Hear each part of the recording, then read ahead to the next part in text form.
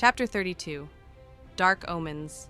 Tyrion and I scoured through the remaining scrolls. Only a few were routine concerns that the crown would need to weigh in on. The rest, however, contained warnings and pleas for aid. Many of them described something similar to the first. A silent, black tide that seemed to douse all lights in a city, with the occasional shout or cry as the only warning that something was in the darkness. It seemed that only a handful of cities were watchful enough, or calm of mind enough, to send a raven before whatever was going on reached them. Other scrolls mentioned ironborn ships docking, but no one disembarking. The ships remained anchored for days, causing curiosity and fear of a possible plague. These scrolls were asking for permission to board or suggestions as to further action. One scroll mentioned that they had sent a few men aboard one of the ships and they had never come back. This only served to make people more paranoid and keep away from the docks. One pattern we noticed was every city that had written so far had been a coastal city. Something or someone was using ironborn ships to dock without rousing suspicion until it was too late. A mysterious black tide was causing cities all along the coast of Westeros were going dark, and ironborn ships seemed to be the harbingers of this strange occurrence. Renly was staging a coup. The vast majority of Westeros's fighting men were with me at the wall, holding off thousands of dead warriors and their White Walker commanders. The Night King had yet to show himself. We needed to connect the dots to this mystery soon, or it could spell doom for all of Westeros. I walked quickly down the hall carrying the scrolls. The Queen's Guard barked people out of the way. Tyrion kept pace as curious nobles began to fall in behind us. We made our way to the library, where Maester Aemon spent most of his days. Tables were pulled together, and we began to spread the scrolls out, sorting them by their content. Serena and Alan joined us a minute later. "What's going on?" Serena asked as she watched us spread out the scrolls. "Another disappearance?" Alan questioned as he began lighting more candles in the room. Maester Aemon was blind, so not much lighting was needed for his assistants to help him around. "Several," I replied, as Tyrion placed a map of Westeros on one of the tables. I called for quill and ink. I took the quill and began marking X's on cities that had managed to send a warning about the black tide. Lemonwood, Sunspear, Stonehelm, Maidenpool, Gulltown. Then I began to mark places which had written about the mysterious ironborn ships: Wickenden, Claw Island, Willghost Hill, Sunhouse, the Arbor. "These cities," I said as I looked at those packing themselves around the table, "have reported a strange black tide which kills the lights in buildings, then occasional shouts in the dark. They have given warning, but have not been heard from again. While these," I pointed to the other locations, "have reported ironborn ships docking, but no one coming off the ships. Anyone who has gone onto the ships haven't been seen or heard from again. We're assuming that the mystery of the ironborn ships is a portent to the black tide," Tyrion said. One of the scrolls mentioned the ships arriving a few days prior to the black tide. Ned had pushed his way to the front and was reading one of the scrolls. "Do we believe the Ironborn are responsible for the disappearances, then?" "Unlikely," Stannis replied. "The Ironborn assisting Renly in a coup against the Queen, who was born among them and brought their people wealth and prominence? Number. It simply doesn't make sense." "No more sense than Renly trying to take the throne at this junction," Robert replied. "Sir Robert is right," Alan said. "Nearly the whole of the East Coast has been affected by the happenings.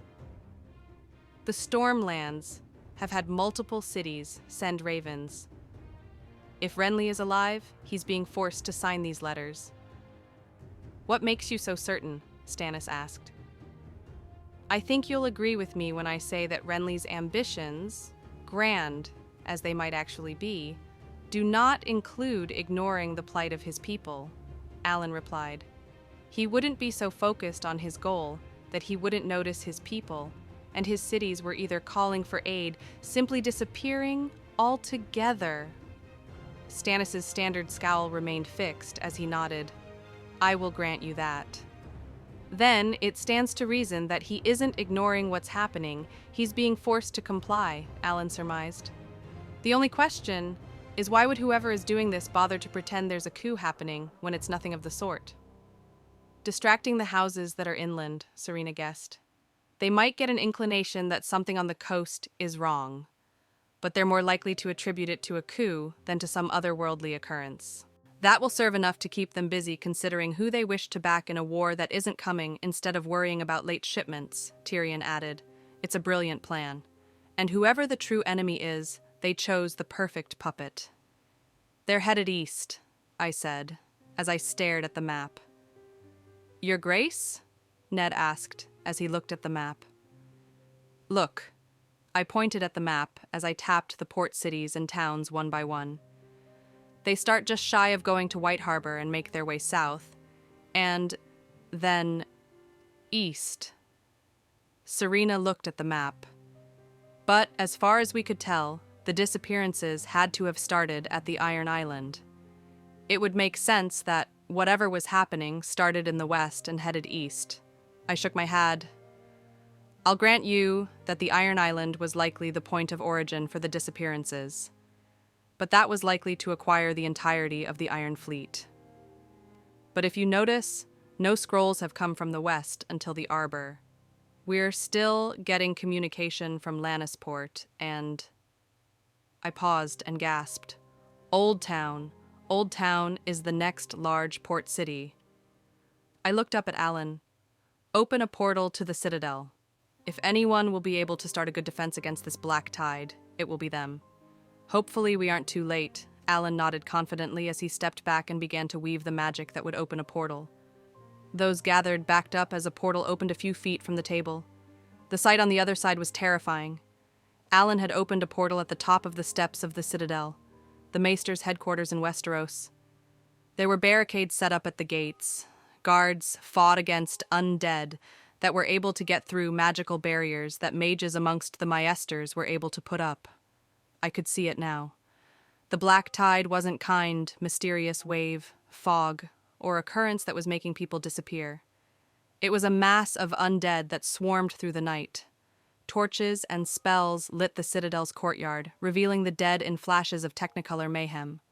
The portal opening had grabbed the attention of some of the Maesters, who acted like they were being attacked from a second direction. It took them several moments to realize who they were seeing. I looked at the men in the room. We're going through! We'll buy them time to retreat through the portal.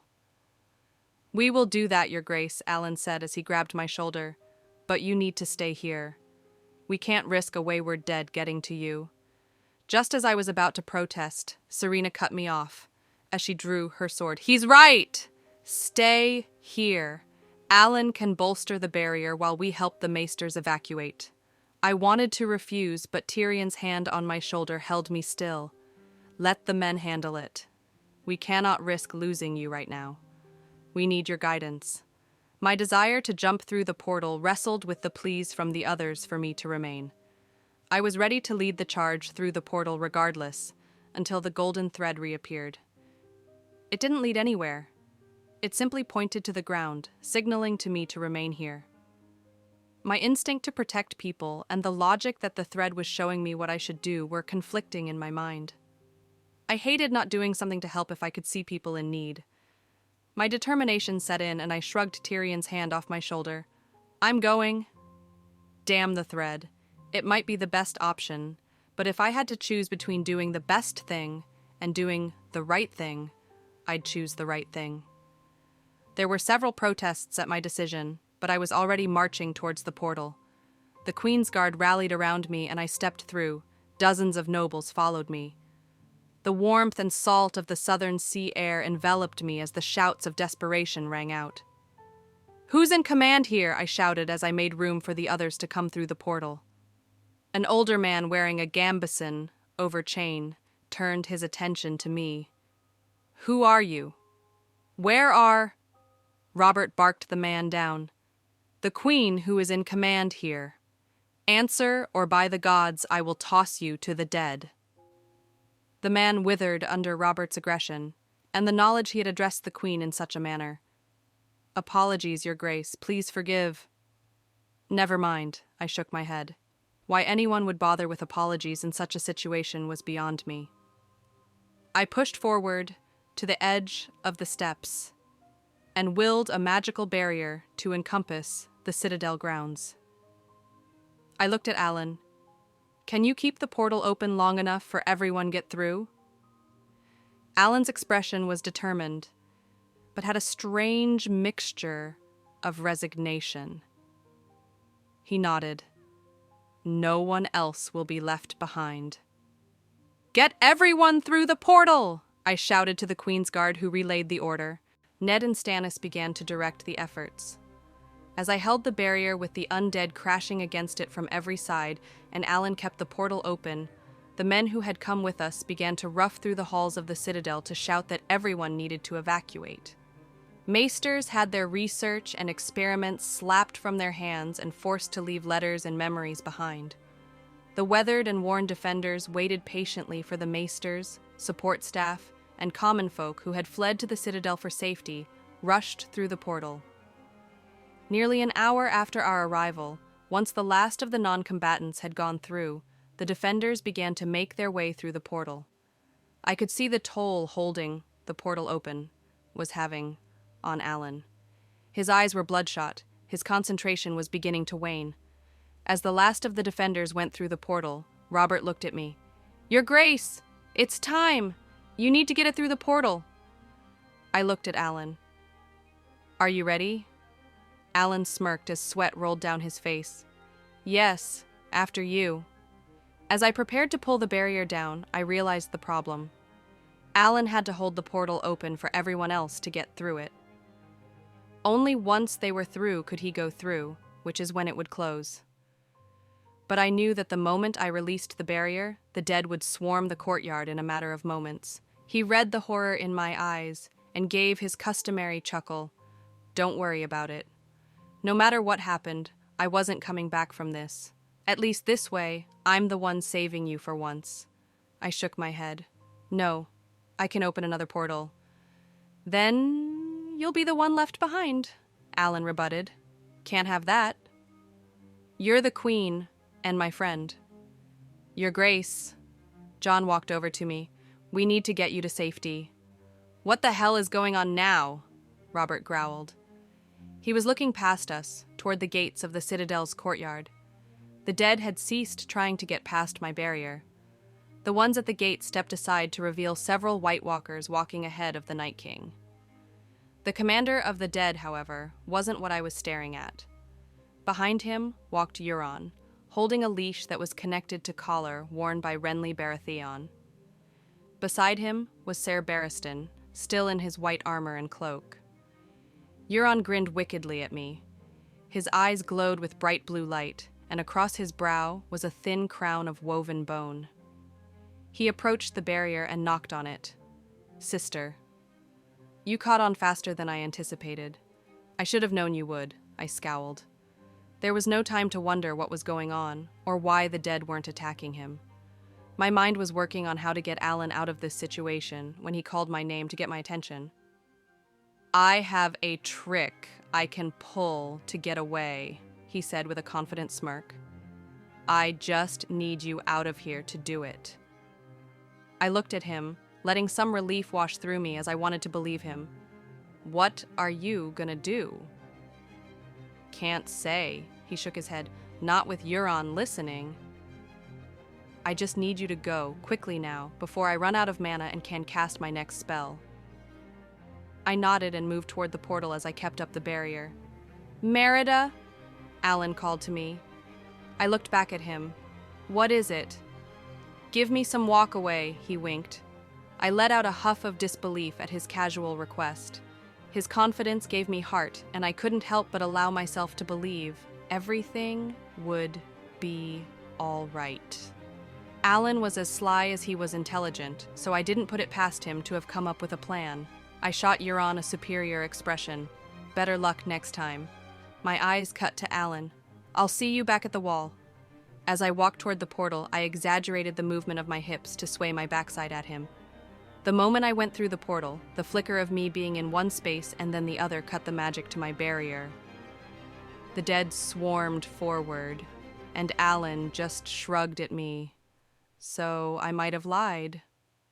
My plan was to get you out of here.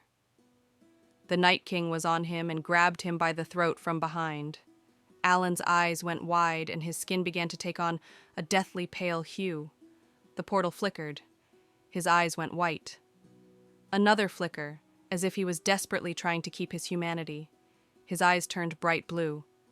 One last exhale. The portal died. I stared at the space where the portal had been, my face twisted in disbelief and horror. This wasn't supposed to happen. I could have opened the ground beneath the dead. I could have rained down fire on them. I could have done 1,000 different things if I hadn't panicked and just thought of a solution. If I hadn't given in to my instincts and had simply followed the direction of the thread, Alan would still be alive. My body crumpled to the floor. My scream didn't find my ears, as the numb sensation of Alan's loss threatened to overwhelm me. I felt the tears running down my cheeks, as the cold amplified the damnation they represented. I was responsible for my best friend's death, and there was nothing anyone could do to console me.